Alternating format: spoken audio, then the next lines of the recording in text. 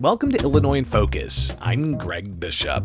Coming up, we'll review the week's top stories, including the ongoing taxpayer costs for the growing number of non-citizens arriving to the state and the latest status of a challenge to Illinois' gun ban registry.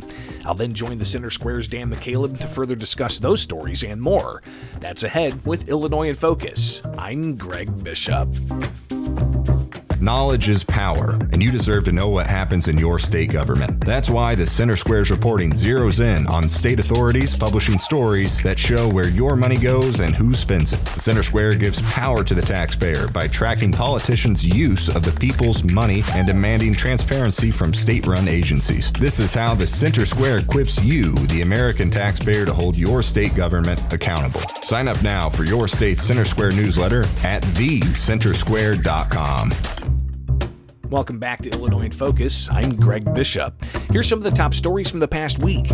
Illinois announced it'll be utilizing $160 million in taxpayer funds to help care for the growing number of migrants arriving from the southern border. That's a move that some state legislators are questioning. Andrew Hensel has that story. The state has seen over 24,000 arrive over the past 15 months, which has led to the state spending more and more taxpayer dollars to care for the crisis. State Rep David Freese says the state should not be using those funds for non-citizens. Oh, I think it's egregious.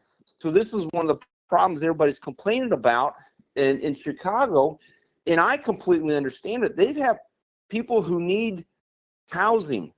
They have people that need to be fed. I mean, everybody's got issues, but I mean, in Chicago, it's a real issue. State Senator Andrew Chesney also spoke out against Governor J.B. Pritzker's plan to use the $160 million, saying, quote, "These are taxpayer funds that he is diverting, and that he needs to check his priorities and work harder to ensure those who live and pay taxes here are taken care of first." I'm Andrew Hensel. A federal judge has set December 12th for oral arguments in a case seeking to block Illinois' gun ban registry deadline. Shelbyville Republican State Representative Brad Halbrook was among the first to provide public comment during hearings held by the Illinois State Police. He also raised questions about the registration process on the House floor earlier this month. This week, he said his questions have yet to be answered. Would trust that we will hear a lot more in December at the JCAR meeting then, and I think it's may not be clear until January, well after the date that all the firearms are to be registered in the state. I think at a minimum, this date has to be paused or held off for some time into existence until we get kind of some clarity on where this needs to go. Tuesday, in a case brought by federal firearms licensees of Illinois that was amended to challenge the registration deadline, Southern District of Illinois Federal Judge Stephen McGlynn gave litigants a December 12th date for oral arguments in the case. McGlynn said the case is time-sensitive and suggested that he'll get a ruling out before the January 1st registration deadline. Those are the top stories from the past week from Illinois. Find more online at thecentersquare.com. Coming up for Illinois in Focus, I'll join the Center Square's Dan McCaleb to further discuss the news. This is Illinois in Focus, a production of America's Talking Network. I'm Greg Bishop. Freedom, individualism, limited government. On these issues, conservatives and libertarians generally agree. But where do we disagree? Check out the Future of Freedom podcast for civil, reasoned conversations about some of today's most pressing topics. It's not a debate. Our goal is to provide the best arguments from either side of an issue. Then you decide. It's the Future of Freedom podcast. Find it at americastalking.com or wherever you find your podcasts.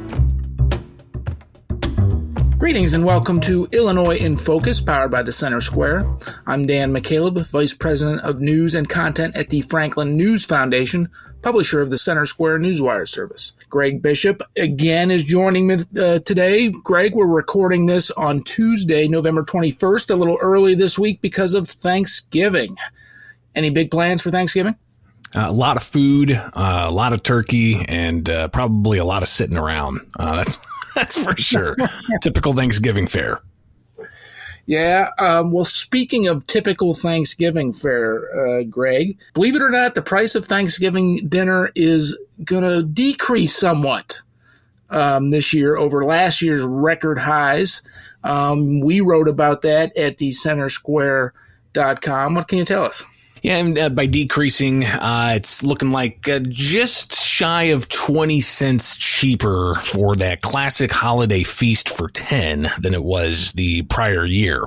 So the Illinois Farm Bureau, they do this every year, something I think is very important for the consumers out there to understand the bang for their buck, especially when it comes to that important American holiday tradition of the Thanksgiving meal.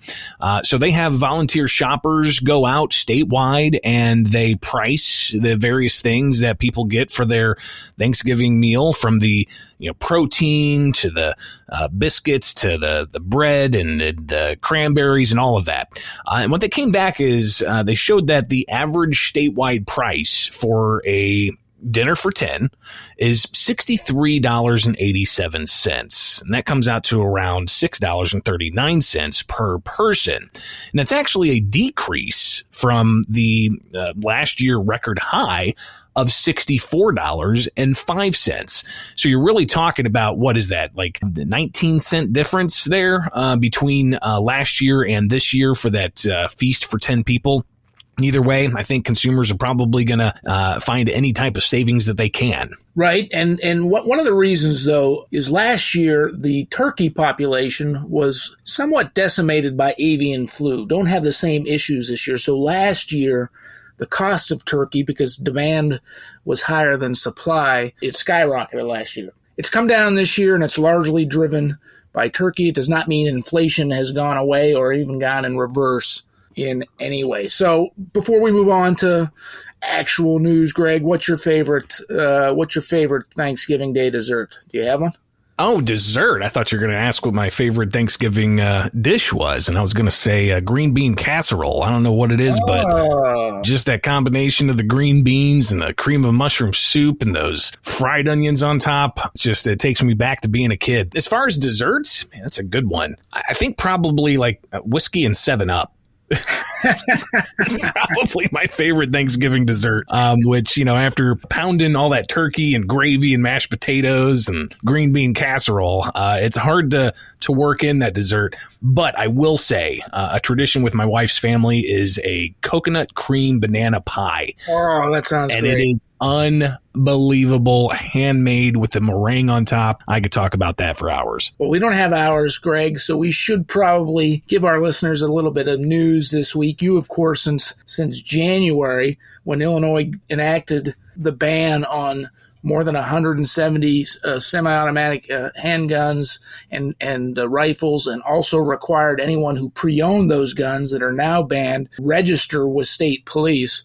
You've been covering that story since the beginning, including the ongoing court challenges in both state and federal courts. You've got an update that you just wrote today about it. Yeah, so today in the Southern District of Illinois, in district court, Judge Stephen McGlynn gave plaintiffs from the federal firearms licensees of Illinois and the state a date of December 12th that they're going to have oral arguments in a challenge of the gun registry. So some background here. You have the January 10th implementation of the Protect Illinois Communities Act. That's the law that bans more than 170 semi-automatic firearms and magazines over certain capacities, but it also included a registration component that opened October 1st with emergency rules from Illinois State Police, and there's a January 1st deadline to register those grandfathered firearms, or people who are found out of compliance could face criminal penalties. So we've seen the law on its face challenged on Second Amendment grounds. And we had a case from the Southern District of Illinois that was consolidated, several plaintiffs groups. You had cases from the Northern District of Illinois with several plaintiffs groups. Different outcomes in those two different district courts. And that was earlier this year. In late April, the Southern District gave their ruling, putting a preliminary injunction in place. But then that was wrapped up with Northern District cases that had different outcomes siding with the state. And the Seventh Circuit Court of Appeals took that consolidated caseload and heard that case in late June. Several weeks ago, more than 4 months after hearing that initial case on Second Amendment grounds, the Seventh Circuit's U.S. Court of Appeals 3-judge panel vacated the lower court's ruling for a preliminary injunction and said that the state has a likelihood to succeed on its merits. So when it comes to the Second Amendment issues in the Seventh Circuit Court of Appeals, all the plaintiffs groups have banded back together, and they have now requested a full hearing of all of the appeals judges in the Seventh Circuit instead of just the 3-judge panel that issued their ruling, essentially siding with the state. So you still have the Second Amendment issues in the appeals court. But what's been fascinating about this case, Dan, and we've been tracking it at thecentersquare.com, and I encourage people to go there and search through, and you can see all of the different gun ban stories we've written about, tracking this as it goes throughout. What's really fascinating is these plaintiffs groups, still in the Seventh Circuit Appeals Court, now asking for the full court to review their case before going to the U.S. Supreme Court. You have different elements that have been brought out by different plaintiffs groups back to the district courts. We reported in October that Attorney Thomas Magg brought an argument that the law was too vague, unconstitutionally vague. He brought that back down to the Southern District. They had oral arguments in October. We're still waiting on Judge Stephen McGlynn's ruling in that particular case. However, you have a different plaintiffs group, the Federal Firearms Licensees of Illinois.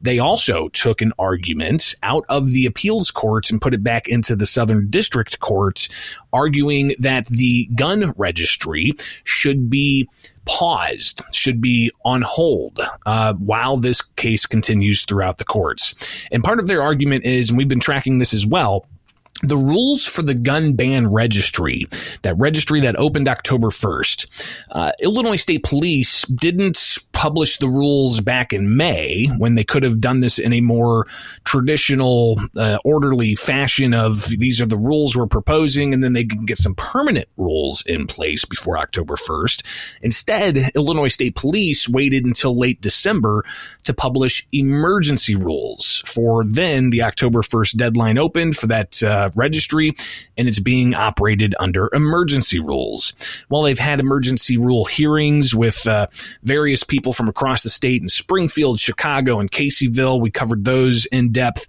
with those public hearings. So there's still substantial questions about the gun registry. So what Federal Firearms Licensees of Illinois did is they went back to the Southern District and they said there's still substantial questions here with the registry. This was done on an emergency basis. They're making some due process allegations and violations that they claim. So today, Tuesday, during a virtual hearing we were able to observe, Judge Stephen McGlynn gave the state and the plaintiffs December 12th in the afternoon, they're going to have oral arguments on this. And not only did he say that's when oral arguments are going to be had, he said that he hopes to get a ruling out on this case challenging the gun registry before the January 1st deadline. So the headline, of course, is that December 12th hearing could produce in short order a ruling about the gun registry. Now, the state asked during the status hearing today in the Southern District, well, what about the Second Amendment arguments that the appeals court still has? Judge McGlynn, he said clearly that this is now an issue in the Southern District about the gun registry. The Seventh Circuit's dealing with the gun ban. Now the Southern District is dealing with the gun registry. And he said this very time sensitive. You've got people pointing out that if the January 1st deadline is not suspended or delayed while the case plays out in the federal judiciary, you could have an untold number of Illinois gun owners turned into criminals overnight for not complying with the gun registry. So even Judge McGlynn recognizes there's a lot of moving pieces with this, and it's extremely important to get it right. So again, he set that December 12th deadline for oral arguments in the case challenging the gun registry. We'll definitely be covering that, and you can find more details at thecentersquare.com. This is all very complex and confusing for me, who, works with you on the news stories that we write. I imagine for, just everyday listeners, with all the different challenges in all the different courts, it can seem a little bit overwhelming. I know it'll be speculation, but bottom line, in your opinion, is this going to be resolved once and for all only by the U.S. Supreme Court? I think everybody recognizes that the ultimate end question of whether or not a state can ban commonly owned firearms like semi-automatic rifles, for instance, or commonly owned magazines like magazines that hold more than 15 rounds for a rifle. Ultimately, that question is going to be up to the U.S. Supreme Court. When that happens, that's a big question mark, because also, if you recall, I was off last week, but I did come back for one day to report out that State Representative Dan Calkins has his case that the Illinois Supreme Court sided with the states on. He took that to the U.S. Supreme Court, and part of those allegations now being docketed by the U.S. Supreme Court raise questions of conflict of interest, because two Illinois Supreme Court justices took $1 million from Governor J.B. Pritzker for their campaigns when they were running for the Illinois Supreme Court, and Calkins' attorneys asked for recusal.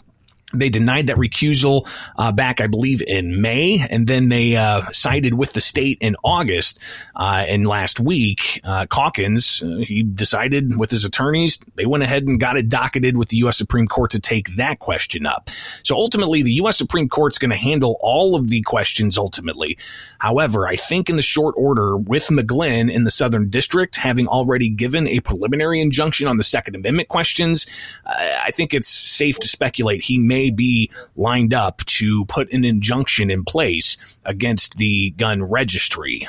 So we'll be watching that very closely. He did say he hopes to get a ruling on the gun registry question before that January 1st deadline kicks in. Our listeners who are interested in the outcome of these cases need to follow Greg Bishop on social media at the Center Square. He's been all over this story, leading reporter in the state of Illinois on it, so check it out. But moving on, as if inflation, the cost of gasoline at the pump, the cost of food, just about everything isn't enough, Illinois utilities went before the State Commerce Commission for significant rate hikes. What did the Illinois Commerce Commission do about that? Well, they rejected a request from a gas company to increase their rates as much as 50%. And this is something the Illinois Commerce Commission, they field these types of requests from various utilities, like natural gas utilities, for example. But consumer advocates, they're saying that this all requires more regulatory oversight on Illinois utility companies. And they actually stood up and applauded the ICC's rejection of increased rates. So ultimately what you had here was Nicor Gas requesting nearly 30% increase. The ICC, they also cut out $36 million from a $71 million increase that was requested by Ameren, Illinois. So overall, the ICC, they reduced the company's request for infrastructure spending, saying that there was a lack of evidence that the increase in the rates were necessary to maintain that system's safety upgrades. So consumer advocacy organizations applauding the Illinois Commerce Commission's rejection of rate hikes, because that could have been, again, as much as a 50% increase on utility bills for many Illinoisans. Dan, surely you've seen it in your own utility bills. We've already seen substantial increases just because of the cost of inflation on energy year over year. So maybe this is being seen as a win for those consumers. You know, I would think so. You know, with inflation as bad as it's been over the last couple of years, I know there's just some families that are struggling just to pay their basic bills, utility bills being one of them. Not rooting one way or the other, but I think consumers who pay, pretty much everybody pays an electric bill, pays a gas bill. You know, unless your landlord pays it for you, you're stuck with that bill, and people just don't need higher bills right now. Well, I will say, though, the ICC did approve rate hikes for 4 of the major natural gas utilities, but the board did slash their requests.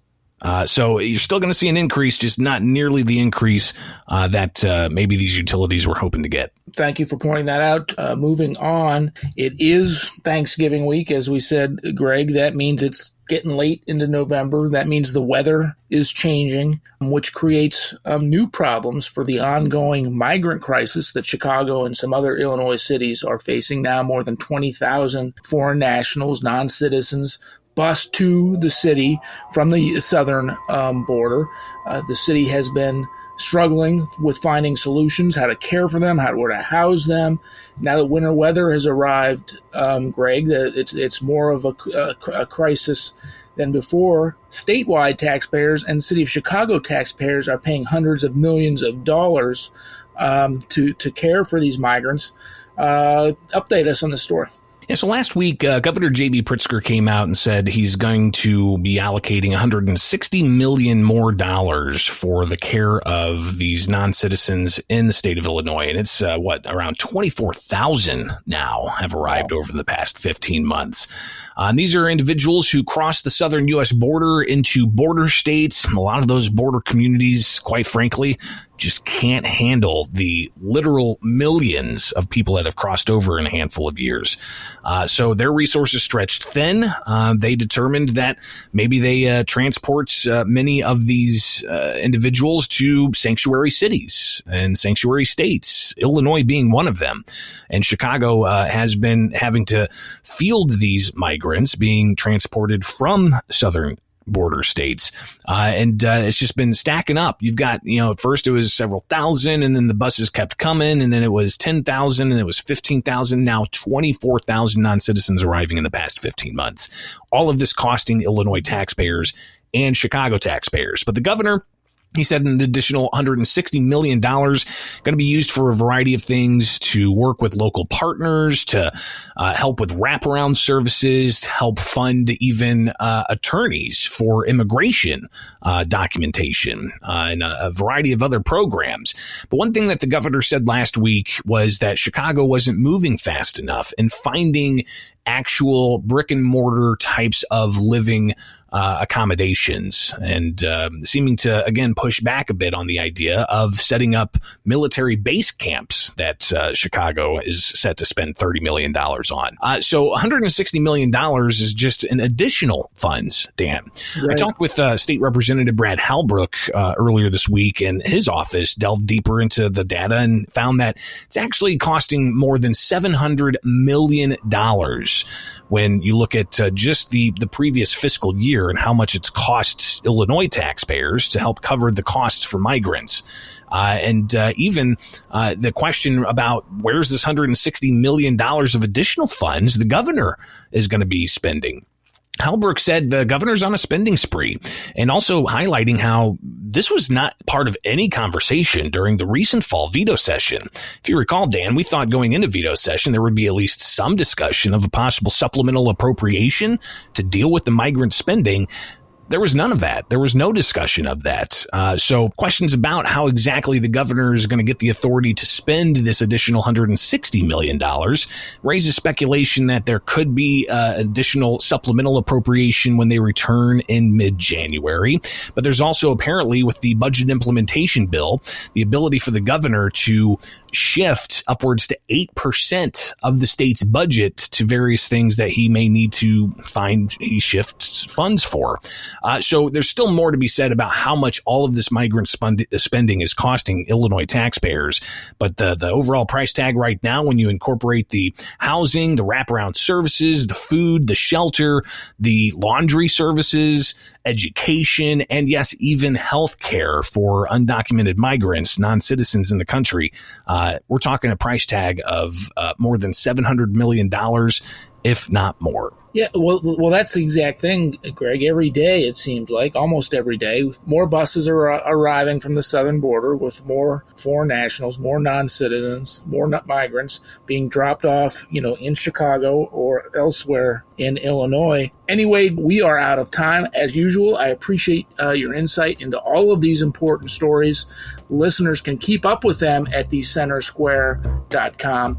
For Greg Bishop, I'm Dan McCaleb. Please subscribe. Thank you for listening, and have a happy Thanksgiving.